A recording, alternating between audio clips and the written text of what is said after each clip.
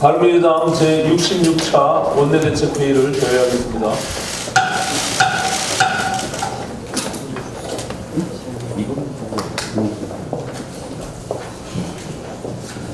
지금 국회는 선거제 개편안과 검찰개혁 법안 등 패스트트랙 지정 법안들을 놓고 어렵게 협상을 이어가고 있습니다.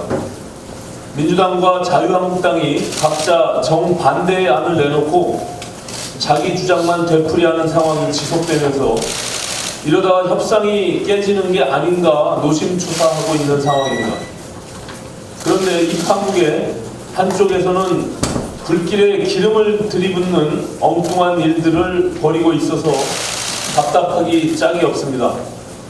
선거법부터 우선 처리하고 검찰개혁 법안은 그 다음에 올린다는 것이 지난 4월 여야 4당이 패스트트랙 법안들을 지정할 때 합의한 내용입니다.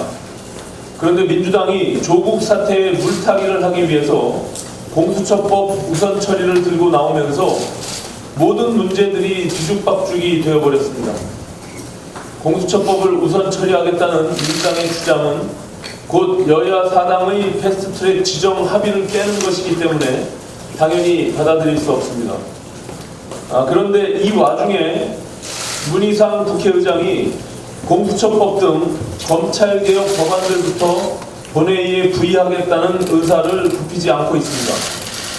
중립을 지켜야 할 국회의장이 여당의 편에 서서 기존 합의를 뒤집는 결정을 내린다는 것은 월권입니다.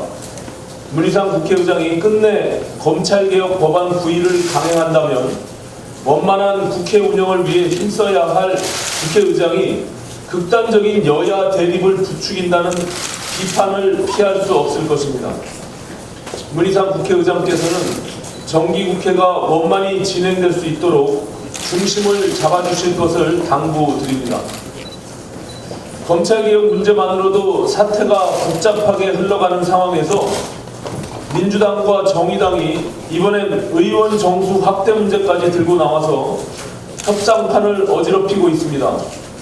준연동형 비례대표제를 패스트트랙으로 지정하는 전제 조건이 의원 정수 동결이었습니다.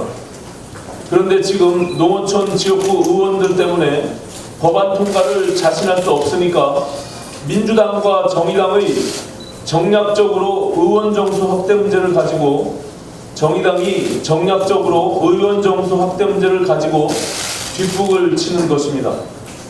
의원 정수 확대는 국민들 동의를 구하기도 어려울 뿐만 아니라 무작정 반대를 외치고 있는 자유한국당의 날개를 달아주는 일입니다.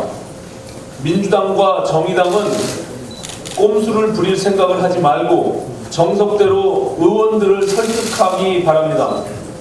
그리고 분명히 말씀드리지만 바른미래당 손학규 대표가 의원 정수 확대를 주장하는 것은 어디까지나 개인 의견이지 바른미래당의 당론이 아닙니다. 바른미래당의 당론은 의원총회를 통해서 결정하는 것입니다. 이 점 착오 없으시기 바랍니다. 어제 이인영 원내대표가 교섭단체 대표연설에서 한국 경제의 가장 큰 위협 요인은 오직 조국만 외치는 야당 리스크라고 말했는데 지난 석 달 동안 오직 조국을 외치면서 조국 사태를 일으킨 것은 야당이 아니라 문재인 대통령과 민주당입니다. 소득주도 성장론이란 엉터리 정책으로 IMF 외환 위기 이후 최악의 경제 참사를 일으키고 있는 것도 문재인 대통령과 바로 민주당입니다. 책임을 통감하고 대국민 사과는 못할 망정 잘못된 것을 잘못됐다고 지적하는 야당의 책임을 전가하는 것은 참으로 후한무치하고 무책임한 일이 아닐 수 없습니다. 이런 자세로 어떻게 경제 위기를 극복할 것이며 대타협과 대공존을 어떻게 이루어 나가겠습니까?